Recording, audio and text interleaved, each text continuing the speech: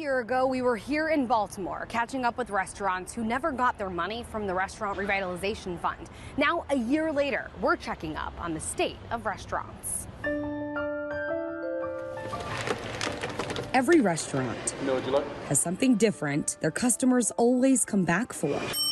The local oyster started in 2015. Here in Baltimore, it's likely you'll find it to be seafood. We have been shucking oysters and serving crab cakes for the last 7 years. But those signature flavors disappear if a business can't stay afloat. We were not generating any revenue. We were simply incurring losses and debt throughout the entire pandemic. And the local oyster has already had to close one of their locations. Their last spot remains standing, but shakily. Thinking about business before COVID is sort of like thinking about college. Like, it's just a haze. It's like I can't even really remember what it was like. It's just so different. Owner Patrick Hudson says they are one of the thousands of businesses who saw their approval for the Restaurant Revitalization Fund revoked last year. Congress provided $28.6 billion in grants, but funding dried up, and 2/3 of the restaurants that were approved for funding received nothing. What that does is that leaves the local oyster in a position where we have hundreds of thousands of dollars of debt going forward.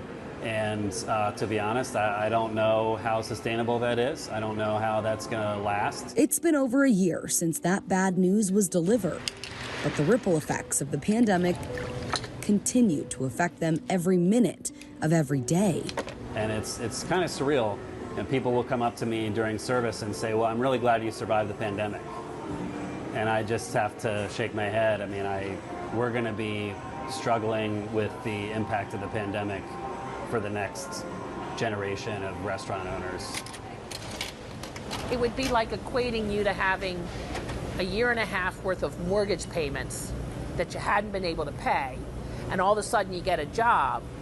Well, yeah, you're going to be able to pay your mortgage, but that year and a half worth of mortgage payments is still hanging out there. That's Damie Hahn. She runs Fadley's Seafood just a few minutes down the road. We just felt like the hits just kept coming. And once we thought everything was beginning to get better, then this incredible inflation hit.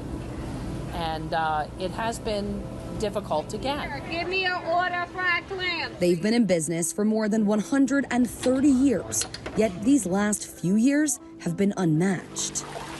So we've had to raise prices. We've had to cut items off the menu that we can't carry anymore because they're just too expensive. Fishing. It's been terrible to try to get fish because the poor guys, all their boats are diesel, and the diesel's outrageous. We had an order that looked so good. Fish and seafood have gone up dramatically. Some of it 2 and 3 times what we paid in 2019. These are the kinds of roadblocks that can change a restaurant's identity.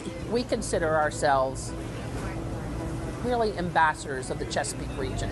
So we make sure that we have local fish, local crab, local oysters, the real local seafood. And it worries Damie for the future of the industry. But this industry is so important.